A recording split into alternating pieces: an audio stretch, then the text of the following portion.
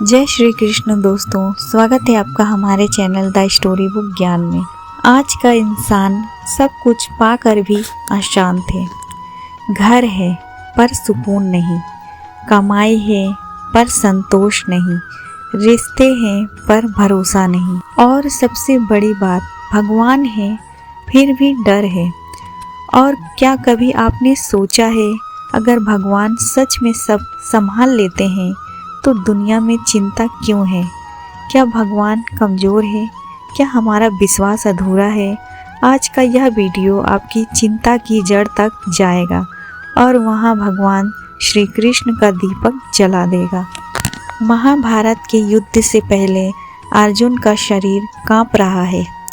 वह कोई कायर नहीं थे, वह महान योद्धा थे। फिर भी वह कहते थे, हे माधव, मेरे हाथ कांप रहे हैं, मुख सूख गया है, मन भ्रमित हो गया है। दोस्तों, यह सिर्फ अर्जुन की आवाज़ नहीं है, यह नौकरी इंटरव्यू से पहले आपका मन है, रिजल्ट से पहले आपकी धड़कन है, बीमारी की रिपोर्ट से पहले आपका डर है, भविष्य को लेकर आपकी बेचैनी है। श्री कृष्ण का पहला सत्य है, तुम अकेले नहीं हो। भगवान श्री कृष्ण अर्जुन से कहते हैं, अर्जुन, तुम जिस डर में हो उससे मैं परिचित हूँ। भगवान कभी भी हमारे दुख को नकारते नहीं, वे पहले हमें समझते हैं फिर समझाते हैं। चिंता क्यों पैदा होती है, आइए जानते हैं। भागवत गीता कहती है, चिंता तब पैदा होती है जब हम खुद को कर्ता समझने लगते हैं। हम कहते हैं, मैंने किया, मैंने बनाया, मेरी मेहनत, मेरा भविष्य, और यहीं से अहंकार और डर पैदा होता है। अहंकार डर की फैक्ट्री है। भगवान श्री कृष्ण कहते हैं, अहंकार से ही डर जन्म लेता है। जब हम मान लेते हैं सब मेरे बस में है, तो हर चीज़ के बिगड़ने का डर हमारे अंदर बैठ जाता है। भागवत गीता चिंता तोड़ने का सबसे बड़ा हथियार है। कर्मण्येवाधिकारस्ते मा फलेषु कदाचन। इसका अर्थ है, हे अर्जुन, तुम्हारा अधिकार सिर्फ कर्म करने पर है, फल पर नहीं। दोस्तों, अगर यह श्लोक आपके जीवन में उतर जाए तो 80% चिंता वहीं ख़त्म हो जाए। समस्या कहाँ है जानते हैं? हम कहते हैं, मैं भगवान पर छोड़ देता हूँ, लेकिन फिर कहते हैं, अगर भगवान ने वैसा नहीं किया तो? यह अविश्वास नहीं, यह अधूरा विश्वास है। श्री कृष्ण कहते हैं, भरोसा पूरा रखो। भगवान कहते हैं, तुम्हारी जिंदगी की पूरी जिम्मेदारी मेरी है। सोचिए, जब भगवान खुद कह रहे हैं, मैं संभाल लूँगा, तो हम डरते क्यों हैं? एक छोटा सा उदाहरण माँ और बच्चे का। एक छोटा बच्चा अपनी माँ की उंगली पकड़े भीड़ में चलता है।